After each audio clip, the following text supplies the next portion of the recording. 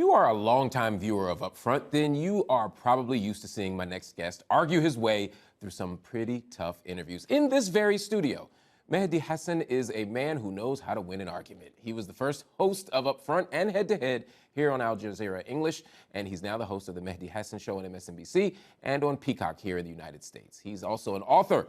He has a new book. It's called Win Every Argument: The Art of Debating, Persuading, and Public Speaking. And it is full of tips and tricks on how to win an argument, whether it's at home, in a debating chamber, or on TV. Mehdi, good to see you. Good to see you, Mark. So lovely to be here. How does it feel to come back? Feels weird. Should I go sit there and you come sit here? Will you yell at me?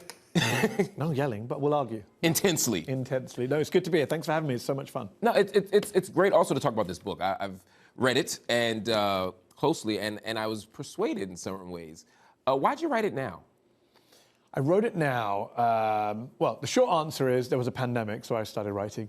The long answer is politically, I do believe we're in a moment where our public spaces, both in the US and around the world, I've just come back from the UK, have been taken over by gaslighters, people pushing nonsense, BS, false information, con men, grifters.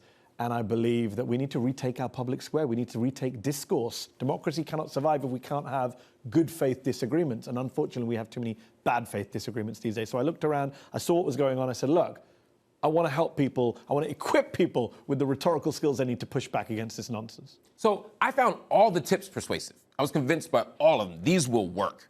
The thing that kept ringing in my mind is, are we giving in to the grifters by arguing on their level, by wallowing in the mud with them? Should we be trying to attain a higher level?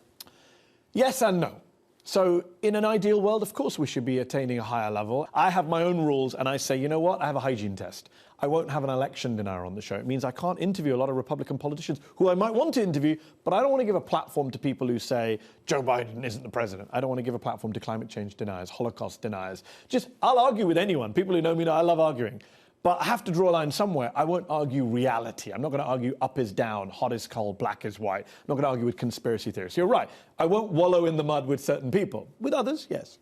But that's the big abstract point. The specific point is you can't avoid some of these people, Mark. We live in a world now where, there was a time when a lot of people would say to me, well, you do what you do, I'm going to keep my head down. None of us can keep our heads down anymore. If you're in the United States, for example, as we are right now, democracy is existentially threatened. One of the two major political parties has been taken over by neo-fascists, cultists, conspiracy theorists, authoritarians. There's no scenario in which you could say, well, you know what, I'm just going to mind my own business. I'm not, that's for them, this is for me. No, the argument's coming to you whether you want it or not. And what I find frustrating is I see liberals, leftists, progressives, small d Democrats, who may have the facts and the figures. We've got the truth, but they can't persuade other people. They don't know how to convey it to others. There's no point having all the knowledge and all the facts and all the wisdom if you can't get it across to the people who need it. So I'm saying, great, have your wonderful facts, have your highbrow conversations, but at some point, you're going to have to push back against the people I call gish gallopers in the book, the people who just want to knock you down with misinformation. You're going to have to push back. One of the things you talk about is knowing the audience, how important it is to recognize who you're talking to. What does that mean in practical terms, in terms of engaged media conversations on controversial issues? So, it's interesting. We're sitting here on Al Jazeera English. A global audience is watching us. When I do my show every week, it's mainly an American audience watching me. So as a journalist, you tailor your message to who's in front of you. And I would argue not just as a journalist, as any person in a public forum, or even a private forum. If you're around the dinner table with your MAGA-loving uncle at Thanksgiving, you are going to take a different approach to convincing that MAGA-loving uncle as you are with maybe an auditorium full of students at your university or college, or in a boardroom at work.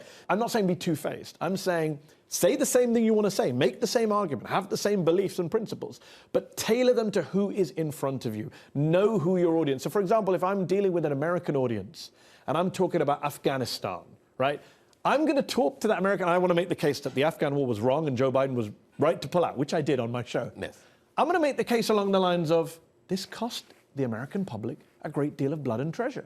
Now, that doesn't mean I also don't believe it cost Afghans a lot of lives. It destroyed Afghanistan. It was a geopolitical nightmare. Those are all great. But what's the number one argument I'm going to make to my viewers? This didn't help you, right? Because they're the people... That's what scares me just a little bit. Because part of the challenge of this is when people tailor their message to audiences in the context you're describing, this neo-fascist moment, this authoritarian moment, is that they're playing to people's fears, also to their biases. And so if we live in a world where Afghan lives are disposable already, and we only focus on the budget, it's not only. So or we prioritize point, it. But it's also about prioritize. It's also about you need to get your message across to people. You need to convince a skeptical person. You need to get through the door. And what I'm suggesting in the book is here are some tricks and techniques to get you through the door. Once you're through the door, yes, bring up everything else. Bring up the cost to Afghan lives. Bring up the geopolitical problems. But how do you get through the door? We live in a world where the door is shut far too often these days. We're very, very polarized. People don't want to hear a liberal if they're a conservative. They don't want to hear a conservative if they're liberal. And also, I would just say, you say play to people's biases.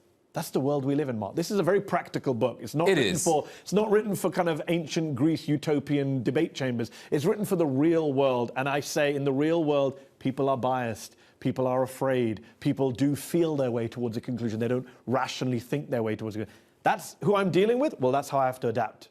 So this is the last thing I'll ask you on this. Isn't that the same argument that Trump could make? Like, hey, I think immigration really is bad, or I think we do need better border security. So I'll tell them they're taking your jobs, or they're sending criminals, rapists across the border, because that's what their fears are, that's what their biases are. And so therefore, I can appeal to my audience. And my fear about that is that, it reinforces the bad stuff. So my question to you then, Mark, is what do you do in response? Because Trump's doing that anyways, and he's doing it masterfully. As much as we might laugh at his lack of, eloquence and his ignorance, etc., he does know how to press the right buttons. He does know how to rouse a crowd. He does know how to get people to the polling stations. He does it in the darkest way possible. He appeals to our worst emotions: fear, loathing, paranoia, prejudice. I'm not saying appeal to those same emotions. I'm just saying appeal to emotion. But, for example, if you're a liberal or a leftist, you can inspire people with hope, with solidarity, with a common vision of a shared future, but inspire people. How do you do that and still hold on, if you even want to these sort of traditional journalistic principles of objectivity, distance? In the book, you're very clear. Pathos is the way to go. Yes. Appealing to the emotions, as you're saying now. How do you do that, but also hold on to some sense of journalistic objectivity? So the second chapter is about appealing to emotion and pathos, as Aristotle put it. The third chapter is on logos. It's on facts. I'm not saying drop the facts. I'm not Kellyanne Conway. Alternative factor. I'm saying facts matter, feelings matter. Feelings tend to matter more than facts. So go ahead with feelings, but make sure facts follow you the way through. Anyone who knows me, who's watched this show, knows I love my facts. I love my receipts. The chapter is called Show Your Receipts. That's one of my favorite ones. I come and say, you know what? I'm the guy who says to, whoever it is, you said this in 2009. How come you said that? No, I've got the transcript right here. That's what I'm known for, right? So I'm not saying drop facts. I'm saying we need all that. But, you mentioned the word objectivity. It's a word I struggle with these days because I think journalists have hidden behind this abstract idea of objectivity to avoid having to take some important moral positions. Like what? The classic example, we're in the US. For several years while Trump was president, journalists would not say the word lie. They would not say the word racist because they were taught in J school, you don't say stuff like that. You don't question what's in someone's heart. You play both sides. And I say, no, it took a long time for people to realize we live in an authoritarian moment. You have to be able to call a lie a lie. The New York Times has used racially tinted, racially coded, racially divisive. Just say racist in fewer letters. So now slowly some journalists are realizing actually you need to be able to call things out for what they are. Truth is more important than objectivity. Factual reality is more important than, and if you're defining objectivity as some midpoint between the two parties, well, one of the two parties is now an authoritarian, anti-democratic movement, so you don't really want to be in a midpoint. And by the way, we as journalists, Mark, we have a bias. We have a bias to the truth. We have a bias to reality. We have a bias to democracy. We can't function as a free press, as a fourth estate, if democracy doesn't exist. So people say, I'm an unbiased journalist. No, you should have some biases. They're important to have. Absolutely, and acknowledging what they are. Acknowledging what they are. Absolutely. How much of this is a U.S. thing? You talk about sort of being in the U.S. and U.K. at different moments. How much of this is particular to the rise of Trump and whatever's going on here? I think it's very global. When I talk about Trump's America, I'm also thinking of Netanyahu's Israel, Erdogan's Turkey, Modi's India, Orban's Hungary, Putin's Russia. The UK under Boris Johnson for sure when he was there, and his party is still doing some outrageous things. But also, when I sat in that seat and I interviewed ministers from around the world, something I noticed in 2017, 2018? Every time I would interview a minister from an African government, an Asian government, they sounded like Trump. They had the same verbal tics. They were using the same tactics, the same fake news, the same trying to overwhelm you with a bunch of nonsense. It wasn't just Trump and Trumpian people that I was interviewing. It was people around the world who were saying, cynically, that works. What that guy's doing in America, that works. So this is a global problem, sadly, for global media. You've held a lot of people to account in this very studio. In your book, you give lots of examples from up front at Al Jazeera. What is your, I guess, favorite memory of a debate you had here? One of my favorite memories, I tell it in the book, was standing right behind you with that monitor, talking to a man named Steve Rogers, not Captain America, sadly, but a Trump advisor in 2018.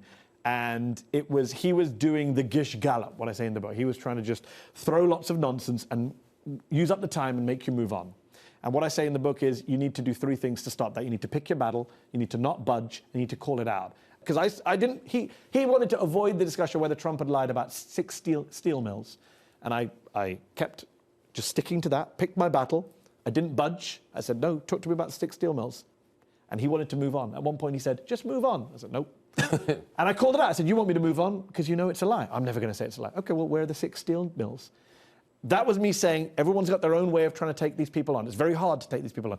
Here's a possible way that you can do it. And I say to my fellow journalists, here is one way you can do it. And we're getting to 2024. All these Gish Gallopers are going to be back on our end. They're lining up. They're lining up. Here is one way of trying to stop them dead in the middle. Well, you are a Gish Galloper stopper, to be sure. You get a T-shirt with that. Yes, this is an amazing book. I hope everybody checks it out. Mehdi, so good to see you. Welcome back. It's been a pleasure, Mark. Yes. My favorite interview of the book, too. Oh, that makes me happy. Everybody, thank you for watching. That is our show. Up Front, we'll be back next week.